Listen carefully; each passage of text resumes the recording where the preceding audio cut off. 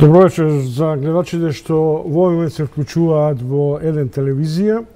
Завршува последниот, односно почнува и ќе заврши часот на отвореното студио. Ако не бевме досадни, следете не и утре, иако честопати и самите ние сме свесни дека не секогаш мора да не гледате, но би било пожелно да не слушате, зашто ако ништо друго, некој внимание ќе ви привлечеме. Како по обичај, последниот час е наменет за round table дебата. Моите вечерашни гости веќе ги видовте, тоа се познатиот менеджер и еден бренд кој е врзан за уште еден бренд во Македонија, тоа е Бучим, менеджерот Николајчо Николов и мојот колега и предприемач, водач на Капитал Љупчо Зиков. Ќе направам обид за една епизодна сепарација, а потоа ќе ви кажам што ги спојува нив. И веднаш ќе ви кажам што ги спојува. Ги спојува дилемата дали сме на мегник меѓу политиката и економската криза и кој врз што ќе влие за да се опаметат политичарите или да се окуражат предприемачите. Најпрво со Николајчо Николов. Најпрво честитки што ја добивте дозволата за експлоатација на новото рудно тело Боров дол. Денеска имавте конференцијски диалог со газдите. Не се откажуваат од инвестиции во ова привремено турбулентно време во Македонија. Да, прво, добра вечер на еден телевизија и на вас, господине Чомовски, ви посакувам успешно и понатаму да правите добри емисии, да ве гледаат гледачите, затоа што за гледачите вие сте секојаш добро дојдени, информирате претежно за добри работи, што мене особено ми се допаѓа. На вашето прашање можам да кажам дека вечерва можеме и да ја промовираме за прв пат, затоа што е од попладне информацијата, да ја промовираме информацијата дека собственикот на Солвеј даде согласност да почнеме со инвестирање, со заклучување на договори за отварање на новото рудно тело, така го велиме, бидејќи тоа е нешто во составен дел на самиот Бучим, само е по оддалечено рудно тело, така да не се работи за ништо посебно. Боров дол е истражуван во исто време кога се почнати и истражувањата за Бучим. Карактеристично за Боров дол е тоа што тој треба да го продолжи векот на живење, векот на работење на рудникот Бучим за следните години. Значи, обично, стандардна шема е, а има инвестиции, прашуваме колку работни места. И јас сега мислам дека треба да прашам колку нема да бидат отпуштени доколку Бучим се најдеше во една суровинска криза. Прашањето е одлично и коректно. Во Бучим моментално работат околу 700 работника. Ние за 2019 година имаме обезбедено руда во количина од 3,5 милиона тона, а капацитетот на Бучим е 4,5 милиона тона. Значи, веќе во 2019, освен ако не успееме нешто да се снајдеме околу дополнителни ископи на рудата од постоечкото рудно тело Бунарџик, значи 2019 ќе работи со редуцирано производство. Но среќна околност е што ќе се отвори рудникот Боров дол, од кого очекуваме во почетокот на 2020 година да почне да доаѓа рудата, и тоа ќе представува континуитет на работа на Бучим за најмалку следните 10 години. Така да прашањето точно е дека нема да има некој посебен прием на нови работници, но нема ни да има отпуштање, што е голема работа. Ние на површинскиот коп кој дава руда имаме вработено околу 220 работника. Во нормални прилики, бидејќи тие дават руда за флотацијата, требаше да престане целокупната работа на Бучим, што сигурно ќе беше трагедија за Радовиш и воопште ми се чини и за Македонија. Николов, бевте во овие дискусии кои беа на граница на така речените добри волји и граѓански активитет да се заштите човековата околина. до обвинувањата дека сте труечи на граѓаните, дека ние треба да живееме од патличан и пиперки, што цел свет веројатно ќе биде сулудо во размислувањето дека оваа држава може да остане со 40, 50, 70 милиони ефективни придобивки од овој дел на аграрот.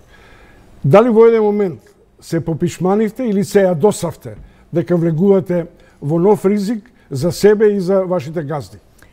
Јас никогаш не се попишманив, но се јадосував од изнесувањето на многу невистини, многу паушални невистини, дури и на вашата телевизија беа гости двајца млади активисти од Струмица, кои, знаете, кога кажуваат, човекот што не знае, може би и да поверува. Току паушални изјави се дават за рудниците. Еден од нив, јас лично го познавам, го праша во еден момент дали бил во некаков рудник воопште. Тој кажа дека не бил во рудник, но брат му или роднина му раскажувал за рудниците. Тој млад човек не кеше да дојде да го види Бучим и може би тоа ќе беше почеток на некакво поинако мислење за рудниците. Јас на својата возраст се уште работам во Бучим. Во Бучим нема нити професионални болести, заболувања. Добро работиме и можам да кажам дека луѓето кои работат во Бучим се задоволни и фала Богу се здрави. Така да ме јадосувале невистините кои се изрекува за секторот рударство и произволни, многу произволни мислења. Тоа зачудува како ние не кеме да се суочиме со вистината како луѓе, да појдеме, еве го рудник од Скопје оддалечен 120 километра, да дојдат, да видат, да прошетат, можеби спремни сме и да не искритикуваат за нешто ако го видат. Граѓанскиот сектор треба да биде колектив, што се однесува и до профитот и менаџерските концепции, но не може да влие до степен на осиромашување на економијата и на локалниот развој. Тоа е основната перцепција. Но, сега ќе ви прочитам, почитувани гледачи, еден став кој Зиков предполагам дека и го забора, затоа и ќе го почитам јавно за да се присетим. Вели вака, решение, па прашалник, нели? Решение или ќе се свестат и ќе гласат во парламентот, или на брзи избори ќе бидат поразени, па пак ќе се гласа во парламентот и договорот ќе помине. А тие веројатно ќе се свестат, но тоа тогаш нема да биде важно. Колумната е на граница меѓу песимизам и оптимизам. Зиков, како ти личи оваа македонска драмолетка нова, која е препознатлива веќе 25 години, 27 години, ќе заврши за добро на граѓаните или за лошо на лидерите? Склон сум да те поздравам тебе и телевизија Еден, во која сум прв пат гостин. Импресивно е студиото во кое се наоѓаме и морам да признам со должна трема влегувам во емисија. Склон сум на размислување дека оваа наша драмолетка ќе заврши добро. Заради тоа што ако одиме по некои сеќавања како било 27 години, ако одиме во таква некоја бегла анализа сега да се вратиме назад, Македонија помина низ многу кризи од независноста до денеска и сите кризи на крајот завршија некако. Сите беа некако релативно кратки и завршија добро, со некаков тип на договор. Сакам да кажам дека ово општество, ќе бидам малку и храбар, ќе кажам дека ово општество и нема капацитет за некоја подлабока криза да направи, и тоа е докажано во овие 27 години, вклучително и во 2001 година, кога веројатно имавме и драматичната криза со која се соочи земјата и граѓаните во неа. Така мислам и дека ќе биде и денеска во оваа епизода. Ова би требало да заврши според мене со некаков тип на компромис од страна на ВМРО ДПМНЕ и процесот да продолжи понатаму во некоја поизвестна блиска иднина, каде што и во грчкиот парламент ќе помине и конечно Македонија, да не заборавиме зашто сме ние во оваа криза сега, конечно Македонија да влезе во НАТО и да ги отвори вратите према Европската Унија, каде што се вистинските реформи со кои земјата ќе се соочи. Промените во оваа земја не се овие што ги гледаме сега. Промените доправа доаѓаат низ оние 33 глави. Тоа е онаа суштинско разголување на телото на оваа држава. Значи, тогаш ќе се видиме во кои сектори, со колкав капацитет располагаме, за што се залагаме конечно, имаме ли пазарна економија вистинска, имаме ли монополи од другата страна, каква ни е јавната администрација, каков ни е аграрот и сето тоа. Многумина велат дека во постапката на скринингот и почнувањето на преговорите и стандардите почнуваат реформите. И тоа е уствари правиот реформски зафат. Оно што сакав и да го порачам и со целата оваа колумна, Не читам тука. е тоа што има половина моќ во ова општество веќе долго време, години наназад, и тоа нема да го ограничам само на периодот на ВМРО ДПМН од 11 години владење, туку и наназад ќе се вратам. Има половина моќ кои го блокираат овој дел, што го спомена сега и ти, длабоките реформи. Светската банка во 2001 година, во 2002 во еден свој извештај до владата напиша, буквално, сега ја ќе го парафразирам тој дел, напиша дека одредени точки на моќ во економијата и во политиката во вашата земја, во Македонија, ја тераат континуирано земјата во состојба на ниска реформска рамнотежа. Тоа значи дека демек прават реформи, меѓутоа ништо не се случува на теренот. Значи, и ние, ако се свртиме кон сите тие процеси, ќе видиме дека практички тоа се случувало. Затоа и Македонија во оваква состојба во која е денес, во која сакаш точка. Што се менуваше? Се менуваа владите, меѓутоа во суштина партиските матрици не се сменија во 27 години. Персонално се менуваа премиерите само, се менуваа некои министри. Ако ги погледнеме двете партии денеска, во голем дел во нив остана исти политички мастодонти, значи од тие години. Така да одговорам на последната твоја зајатка што ми ја даде, дали тоа ќе биде на доброто на граѓаните или на доброто на Македонија, на земјата и граѓаните во неа. Целиот овој процес според мене би требало да заврши со нешто што ќе биде добро за граѓаните на Република Македонија. За жал мислам дека партиските лидери доправа ќе се соочат со својот проблем на отсуство на капацитети за реформи. Значи, ако земе актуелната влада, без разлика на искреноста на премиерот и на пораките што тој дневно ги праќа, на храбрата и дрска политика што ја покажа во овие година и 8 месеци откако владее, тој после решавањето на ова огромно прашање за Македонија, кое прашање ќе деблокира, решението ќе деблокира многу процеси во земјата, тек тогаш ќе се соочи со вистинската сиромаштија на кадри и капацитети кои треба да го влечат процесот напред. Тогаш ќе бидеме како стариот човек со каменот врз грбот кој ќе треба да оди по нагорнина и да ги освојува далечините и височините во земјата. Мислам дека токму заради тоа долго време во македонското општество постојат половина моќ. Дали се тоа политички полови, значи има во делот на политичките партии, политичките елити, постојат личности конкретни, постојат сили, како и во бизнисот и во високиот бизнис, постојат сили кои едноставно не им одговара, ја тоа многу пати метафорички го кажувам, не им одговара рефлекторот да се упали сега во Македонија. Јас за разлика од тебе имам другата теза. Дека на овие бизниси во високите кругови, согласно на мафијашките принципи од њујоршките докови, кога ќе заврши тој дебат, тие сакаат да се официализираат како на регуларен пазар и како бизнисмени кои треба да го вложат својот капитал. Така да не сум сигурен дека сакаат мртво море во кој повторно ќе перат пари. Таа дилема е постојана и за нив и за бизнисмениве. Знаеш што чом? Тука него есапам Николајчо бидејќи он е во Николо бидејќи во сферата меѓу менаџер и предприемач. Поентата е во тоа што не можеби во оваа држава најмалку се перат пари, се разбереме. Значи не е до таа тема работава. На крајот на денот што е тоа перење пари, тоа и тешко се докажува.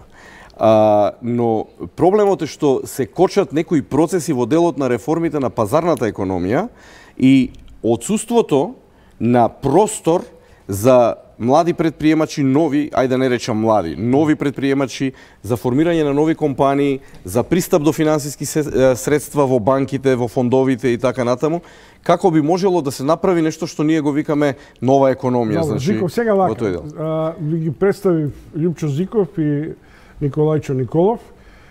Нивната заедничка нитка е со основното прашање. Како ја доживуваат ова адхок, ја се нарекувам, партиска криза, не политичка, уште не е во сферите на политичката криза, и како бизнисот, бидејќи слушам Стопанска комора инсистира нема избори, не треба да има избори, ќе се дестабилизира. Како бизнисот може да влие и треба да влие врз, да речем условно, опаметување на менаџерските карактеристики на лидерите? Јас лично мислам дека оваа влада, оваа власт, за разлика од претходната, е спремна да послуша и да прифати одредени пораки, што мислам дека е добро. Значи, ние порано и немавме можност за диалог, имавме можност само за слушање и извршување на одредени работи, така да мислам оваа власт навистина се наоѓа во сериозна криза. Кризата е предизвикана од многу други прашања. Дали е правилно што се сконцентрира целосно на надворешната политика, на признавањето на Македонија, јас лично не можам да оценам, но отсутството од економскиот ефект, на економскиот ефект сигурно се чувствува. Но јас сепак сум оптимист дека после решавањето, оптимизмот го ценам, дека сепак ќе се надминат овие проблеми, ова власт ќе биде спремна да седне заедно со бизнис заедницата. Они и сега, јас морам да признам дека ние како Бучим имавме одлична соработка и можеби за тоа и успеавме релативно брзо, иако со закаснување, да ја добиеме дозволата за експлоатација. Иако имаме ние тешка бирократија внатре во структурите на сите министерства, на целата власт, но имаме разбирање и она што беше до власта помогнаа за решавање. Така да очекувам дека многу брзо ќе седнеме пак на заедничка маса и да видиме да се створи можност да кажеме што е тоа што ни смета, да можеме да одиме побрзо напред, да може да се ствара тој доход, да се инвестира нови инвестиции и сето тоа да биде како резултат за Македонија. Сега можам да ја прифатам ова ваша позитивна рецензија, но има факт. Ништо не изсметаше на македонската влада со постојниот полн буџет. Принудена сега да прави ребаланс на околу 300 милиони реалокација на тие средства, да се ги заврши започнатите крупни инфраструктурни објекти, независно од овие кинески патишта, градско, пруга и така натаму, каде што нема потреба од дилови со Грција. Што е тоа, Зиков? Што покажува или неспособност на менаџирање на министрите и на тековната администрација со овој тип на на вложување на јавните капитални инвестиции, или ние се доведовме во едно старо искуствено политичко кредо, аз да сама дојде, важно е буџетот да биде полн, не е важно да се троши. Таа логика е погубна за економијата, барем ти ја развиваш таа теза.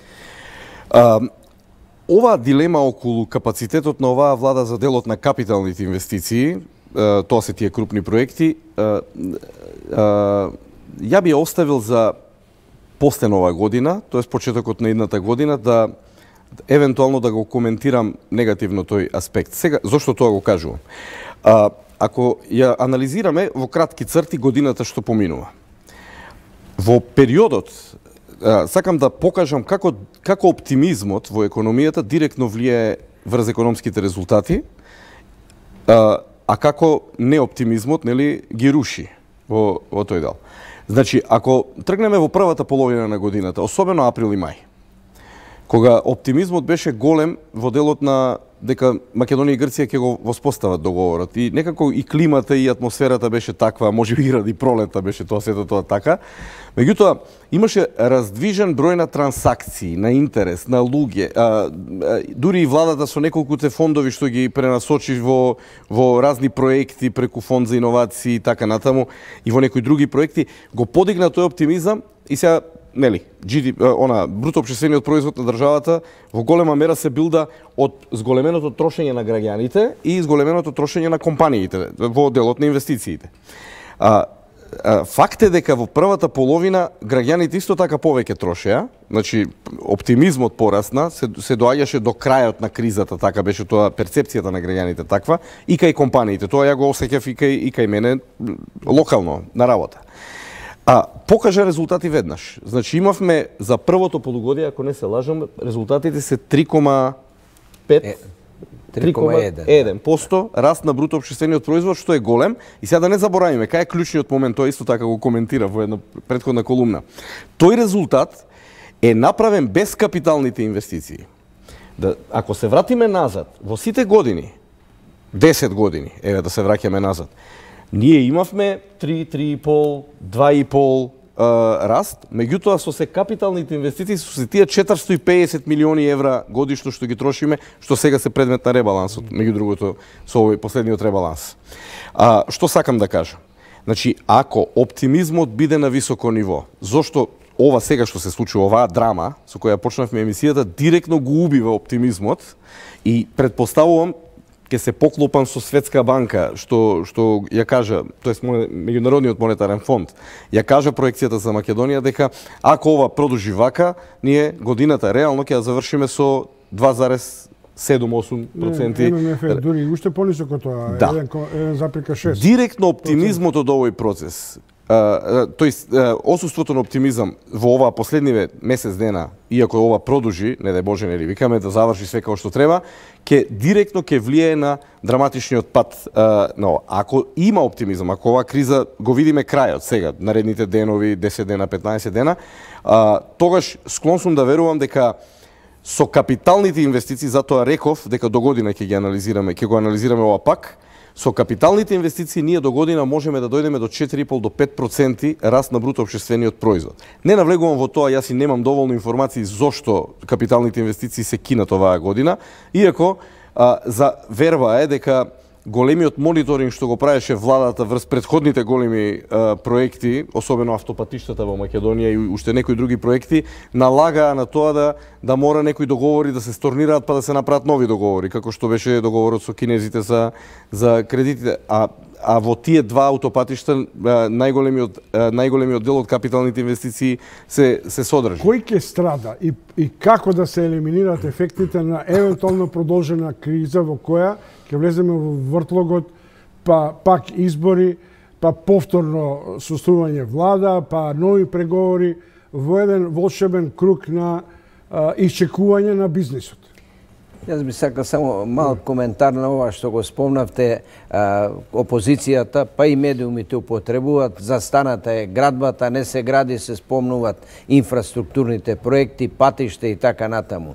Јас го делам мислењето на оние што мислат, дури и од владата има луѓе кои сметат дека е подобро да не се гради погрешно, отколку да се гради нешто што ќе предизвика понатамошни проблеми и потрошени пари. Сметам, и со Зиков се сложувам, сметам дека треба да почекаме и, еве, јас секој ден го гледам, ја гледам градбата на патот, на експресниот пат Штип-Радовиш, можам да ви кажам дека многу интензивно и многу организирано се работи на градбата. Тамо нема проблеми со проектите, нема дубиози. Тамо кај што се разрешуваат проблемите со проектите Кичево-Охрид, ќе уследи период и јас сум исто така оптимист, така да дали ќе успееме се да го испегламе тоа до крајот на годината, ама може би и на почетокот на следната година ефектите ќе се почувствуваат. А ова прашањето кој ќе го плати тоа, ќе го плати народот, ќе го плати стопанството, ќе се смалат приходите во државата и секое неразбирање, недоразбирање практично оди кон таму. Богатите луѓе и тие што го држат капиталот можеби најмалку ќе осетат, меѓутоа они кои едва и го туркаат бизнисот сигурно ќе осетат. Сакам да кажам дека најлошото сценарио за Македонија во моментот е ако земјата влезе во предвремени парламентарни избори. Значи тоа е нешто што 3-4 месеци ќе иземат на државата заради тоа што припрема за кампања, после тоа имате влада како ќе се формира, тоа е голема неизвестност. практиката покажа дека во сите овие 27 години назад, секогаш кога имаме период на избори некакви, а да не забораваме дека ќе имаме редовни председателски избори кога се во април, значи рачунајте дека ако се случат предвремените парламентарни избори, Македонија има изгубена 2019 година и тогаш се ова што збориме јас и директорот Николов паѓа во вода и не можеме да зборуваме за оптимизам. И двајца ќе викнам за да се демонтирате со оптимизмот. Кога ве слушам, мислам дека сме у кампања, зашто толкав степен на исчекување и очекување околу НАТО и некакво реобновување на економската состојба понекогаш ми се чини и заради нашиот ментален склоп и заради политичкото менеджирање не секогаш сме приврзани на ентузијазам во тој оптимизам. Владата понуди ребаланс. Ако се усвои, ако не отидеме на предвремени избори. Едната теза е дека ребалансот ја остикува економијата, настрада капитални инвестиции, наспроти оваа теза на господинот Николов. Другата е дека или враќањето на долго, сега прашањето зашто се задолжувавме, ако сега не е време така одеднаш да платиме транши кон надворешни долг, но многу повеќе ми е симптоматична потребата така експресно да се санира една голема дубиоза кој сите ја знаевме, тоа се општинските долгови. И ми се чини, дали вие гледате во тоа некаков позитивна разврска, или повторно ќе се имобилизираат значаен број од средствата, околу 50 милиона, без да се има некаков ефект на локално ниво, на подобрување на инфраструктура, стандардот на живење и на крајот да стимулативни мерки за локалниот развој. Видите, значи нема децентрализација, а ние нели се залагаме за децентрализација. Дури сега почнува последната фискална фаза на децентрализација. Ете така. Значи немате децентрализација без пари. Значи децентрализацијата е процес кој треба да се финансира. Состојбата на македонските општини е таква да тие се презадолжени, тоест многу од нив се блокирани, не можат да функционираат. Да не забораваме дека, ако не се лажам, општина Охрид долги години функционираше преку други сметки. Целата таа работа. Сумата на задолжување беше неизвестна, па стигна до меѓу 10 и 15 милиона. Така е. Значи во купот на задолжување е некаде околу, исто така, ако не се лажам, околу 110 милиони евра, што директно укажува, ако го гледаме сега од друга страна, капацитетот за создавање вредност на општините. Вие од 85 општини, колку се во Македонија, едва дали можеме да издвоиме 15 на општини кои можат нешто да прават. Нели, другото е или се рурални средини кои добиле општини заради територијалната поделба, али ајде, тоа е друга тема, да не ја коментираме. Иако, во една реченица ќе кажам дека во блиската иднина, веројатно и низ преговорите со Европска Унија ќе ни се наметне тоа, а тоа е преиспитување на територијалната поделба од функционален аспект. Дали нам ни вреди да имаме 85 општини. Чисто како размислување го поставам као теза. Конкретното ова што се случи сега со најавениот трансфер на пари од централниот буџет кон ова, ја го гледам на еден начин и као позитивно. Зошто? Ако гледаме дека не можат да функционираат општините, значи во тој дел, ние мора да направиме ситуација да почнат да функционираат. Значи тие се блокирани. Во голема мера таа блокада настанала и од несовесно злоупотреба на службена должност при трошењето на тие пари од страна на претходните градоначалници, и тука си има органи тоа што треба да го испитаат, и во тој дел тоа е се во она што значи тема криминал и корупција во државата. Меѓутоа, сега тој дел го тргаме на страна, предпоставувам државата така размислува. Сега јас не знам како размислува, меѓутоа предпоставувам дека така размислува. Го тргаат тој дел на страна и викаат дај сега да видиме, ви требаат средства да почнете да функционирате. Тоа е тој трансфер за кој велиме, кој на локално ниво економиите сега на општините би требало да ги раздвижи. Дали ќе ги раздвижи, повторно ќе зборуваме со некоја дистанца во иднината. Има една ситуација. Една е санирањето на последиците и загубите во општините, нели, со овие 50 милиона. Меѓутоа, Бучим никој не го санира или никој не го доведе во таа ситуација, а развојот на Бучим завишлат најмалку 1000 семејства. И на крајот на криштата, веројатно Бучим е една од фирмите и компаниите кои задржува одреден степен на работоспособна сила во Источна Македонија. Но дали ребалансот треба повторно да се искористи за санирање наместо за развој, да се дадат пари за отплата на долг наместо за нови инвестиции во локален развој. Например, ние немаме концепт за предприемаштво, стартап, мали компании, поврзаноста на големите со малите и така натаму. Да, јас можам да кажам за Радовиш дека можеби благодарејќи на Бучим и концесискиот надоместок кој го плаќа годишно околу 1.200.000 евра на општината Радовиш и при буџет од 3 милиона и нешто влијаеше да Радовиш не биде задолжена општина. Но општо мислам дека треба да се и ова власт, веројатно тоа сака да го покаже, да се објават, обелоданат долговите на општините кои во изминалиот период беа скриени долгови. Никој не ги објавуваше и точно е ова што вели господинот Зиков, таква општина која не живее, они само животарат, преживуваат, не може ништо да направи. А мислам дека ќе се сложиме дека без здрава локална самоуправа не можеме да одиме напред. Ние не можеме врво да го поправаме ако коренот не го излечиме. И ако ова пренамена на средствата правилно се искористи и тие финансии контролирано и правилно се користат, сметам дека вкупниот ефект ќе биде позитивен. Поштовани гледачи, следите искажување на моите вечерашни гости, менаџерот на Бучим Радовиш, Николајчо Николов и мојот колега Љупчо Зиков. Малце реклами, па се враќаме на трошење на парите.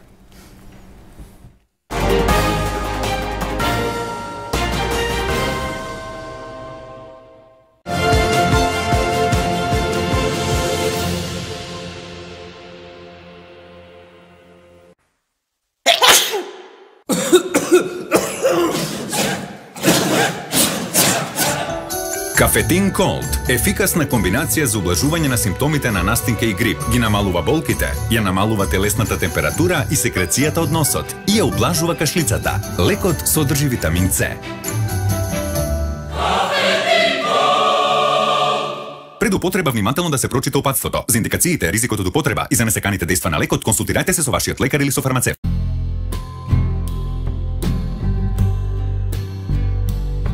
За вашето осигурување не размислувате често, но секој ден живеете со спокојот што ви го дава.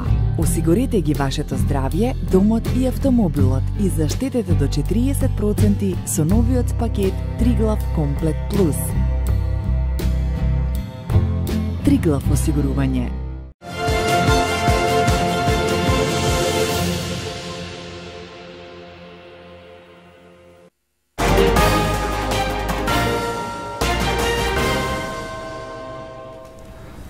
Немојте да мислите дека големи теми расправаме, понекогаш знаеме и вицеви да си кажуваме, вицовите ќе ви ги оставам во некоја друга прилика или шегите.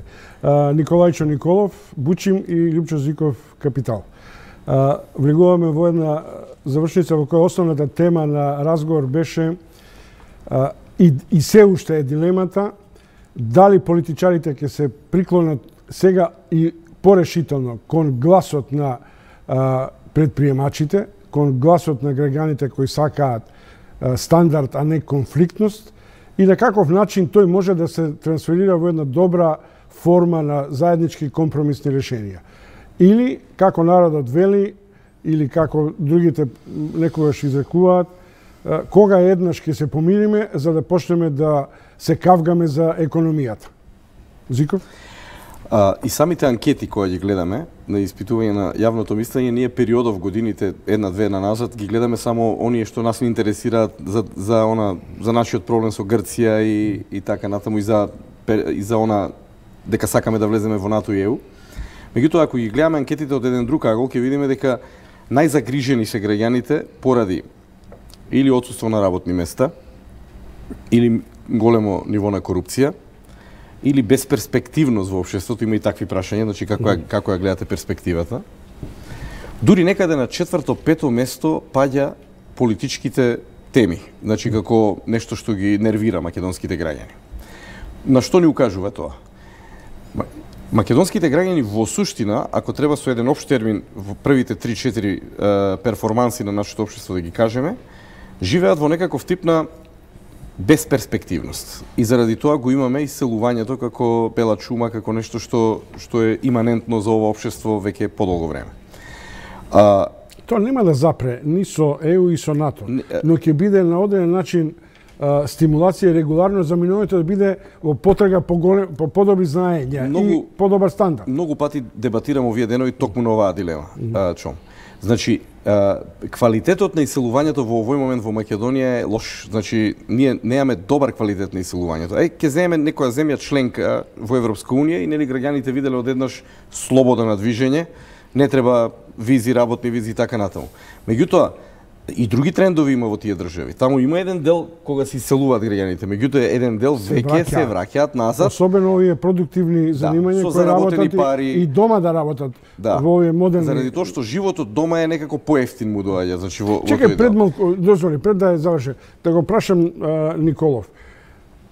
Се соочувате ли со недостиг, со инсуфициенција на кадри, особено во овие менаџерски категории, инженерски категории? Колку луѓе си заминале од колективот без оглед што работите? И јас знам дека релативно добри просечни плати имате, добри за македонски прилики. Бучим не е тајна, ние имаме за последните 6 месеца просечна нетно плата 550 евра по вработен, средна плата. Но и од Бучим има иселување и тоа, на жалост, иселување на квалитетот. Така да се губи квалитетот на вработените. Може би ние сме една од посрекните фирми во Радовиш и во околината, затоа што сме привлечни за вработување и се уште не сме го почувствувале тој проблем. Но на ова прашање што прашавте, јас мислам, за себе си дефинирам дека нашите граѓани, особено младите, се уморија од погрешните политики во Македонија со кои не може да се справат и по мене основна причина е што младите ја напуштат Македонија, не живеат можеби подобро многу, но живеат мирно. Ја напуштат Македонија уморени од лошата и неперспективната политика. Да очекуваме дека ќе дојдеме во време дека оваа власт, која мислам дека го разбира тој проблем, дека ќе превземат мерки управо за тоа. Иселувањето на квалитетот е присутно сегде и ние како Македонија ќе го осетиме сите, некој побрзо, некој покасно. Дзиков и потврди мотивација. Оно што треба да се случи, што се очекува и со процесот, еве и со овој процес повторно ќе го споменеме, нели, НАТО и Европска унија интегративниот процес, би требало да се подигне нивото на можности на граѓаните во земјата. Ние само така можеме да задржиме групата на овие перспективни граѓани, како ги викаме, од 20 години до 40 години да не се иселуваат. Што мислам под тие можности во општеството? Значи, Македонија долго време единствена можност на луѓето во оваа држава е да се зачленат во партија, да членуваат во партија и кроз партијата преку јавната администрација да се реализираат себе. Има уште еден факт.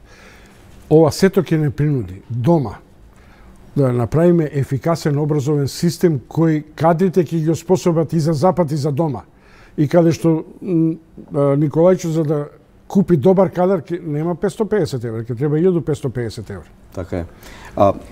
Но под услов да ги има и да ги најде. Владата на Груевски имаше една програма и се уште таа програма е актуелна, а тоа е ако сакаат да студираат младите луѓе на некои од светските универзитети, добива кредит, нели, од државата, меѓутоа потоа потпишува договор да мора 5 години да работи, да се врати назад и да работи да работи во македонската економија и во ова општество. Значи, не можете со таква мерка да го спречите да замине и да остане. И така е. Јас знам најмалку 3 случаи кои завршија со таквата стипендија, $40,000, магистрира, се вратија дома, бидејќи не можеа да ги вратат парите. 3 години или од 3 месеци до 3 години се шлаја, како ние викаме урбано, низ влади, низ институции и на крај си ги спакуваа куферите, никој не ги праша Зошто дојдовте и зошто повторно си одите? Така е. Тоа е заради тоа што ова општество не генерира можности. Значи, можностите кои би можеле да бидат? Значи, една од најсилните теми секаде во просперитетна економија, во економии кои надоаѓаат emerging markets држави, е да отварате бизниси. Да отварате, значи не е реформа вие да му направите да отвори фирма за еден ден, тоа не е реформа, па што за еден ден, што за една недела, ќе отвори фирмата, тој што решил да отвори. Значи не можете да се тркате со современиот свет во тој дел. Реформа е, ако вие финансискиот систем така го прилагодите во државата, па нека биде и буџетски средства, како што оваа влада почна нешто да прави, ја тоа го поздравив неколку пати дека е тоа добар тренд.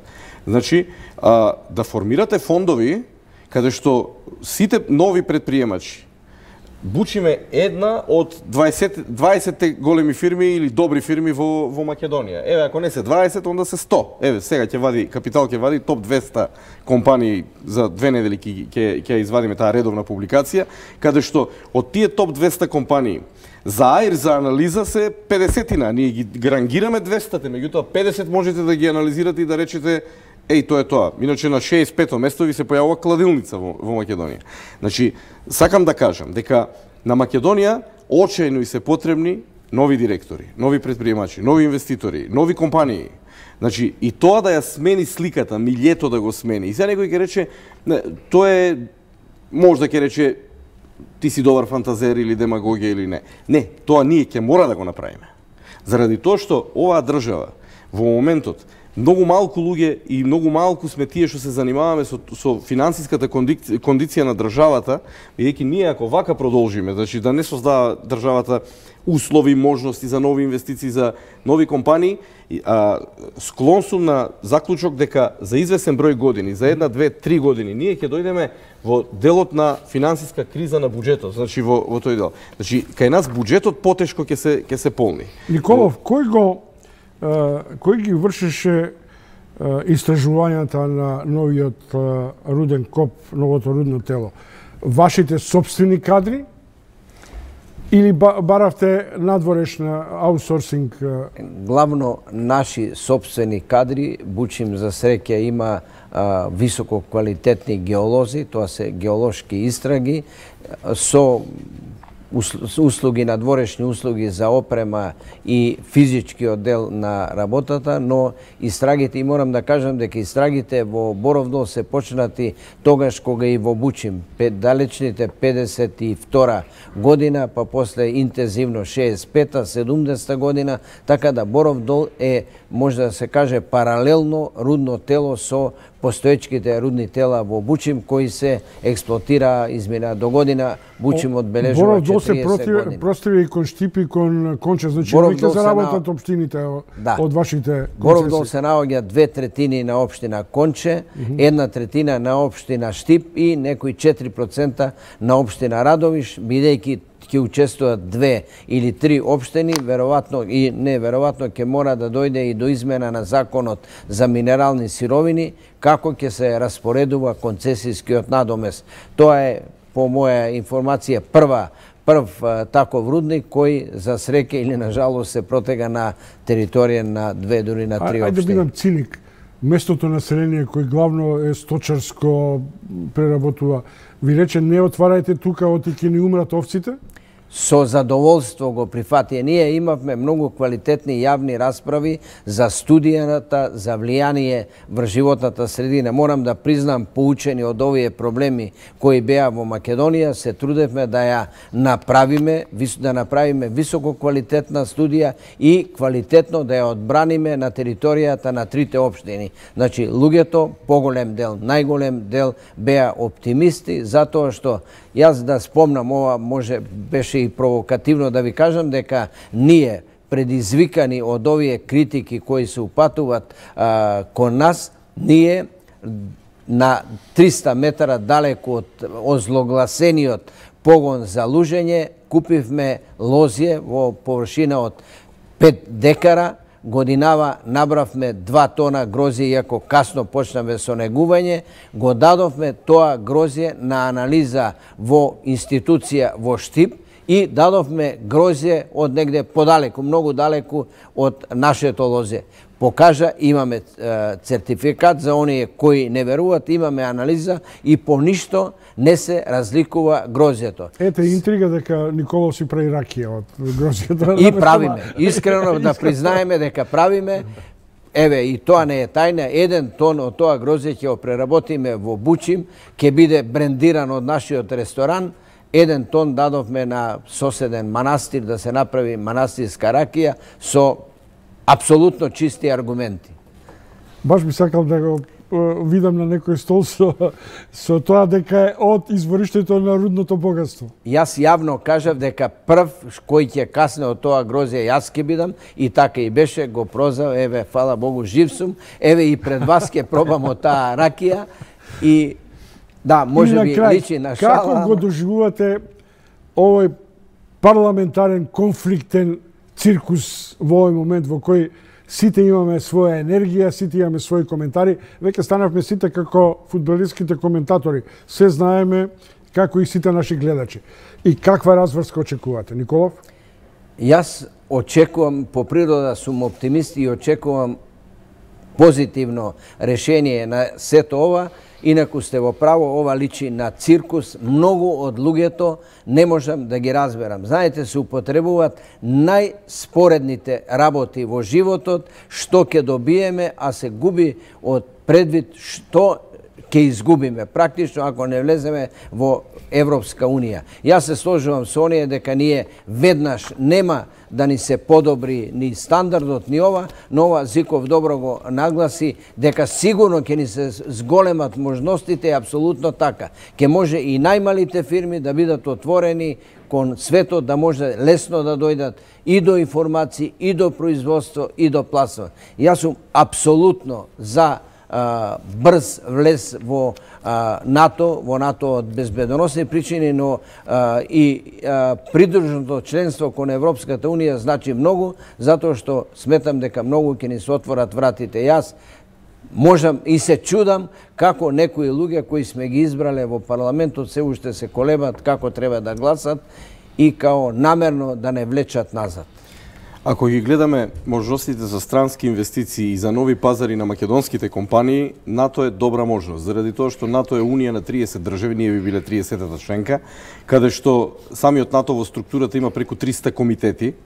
Тоа е, како велат, некој држава во држава, тоа држава во светот, посебна е алијансата.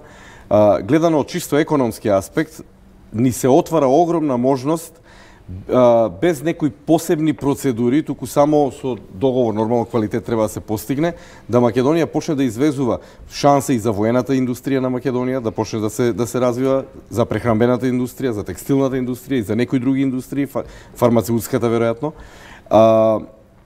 Тоа е. Во парламентот гледам борба на суети, или поточно речено една суета сега е во прашање цело време. Тоа е, според мене, ја ќе бидам вака малку и подрзок, ќе кажам лидерот на опозицијата не знам што брани во случајот. Ако сето ова што го кажавме, а тој е професор на факултет, е човек кој има и приватен бизнис, знаеме, значи во делот на... И човек кој е зависен и од странските знаења и од перцепцијата за и прифаќање на тие знаења. Да, неговиот бизнис, ако е бизнисот оној со струја, тоа е веќе на либерализиран пазар, значи и неговиот бизнис би требало да има своји можности поголеми. Не знам што се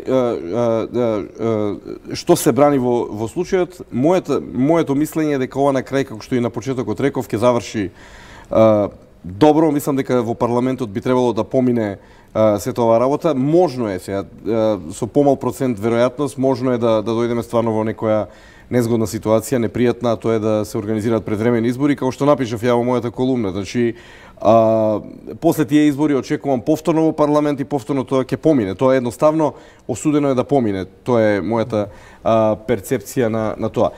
По патот жртвите што ги броиме, жртвите во наводници се разбира, се големи и тоа го книжам на конто на неодговорноста на политичките елити. Николајчо Николов, менаџер на Бучим, и Љупчо Зиков, мојот колега од Капитал. Тоа беше се што во ова 8-часовно уредување и водење на отвореното студио на Еден телевизија го осмислив, го понудив и го изложев на начин на кој вие можете да добиете, барем се надевам, повеќе информации, повеќе слика, повеќе и различни мислења. На вас оставам да размислите и да не гледате и утре со тандемот Јовановски-Кабранов. Пријатна вечер.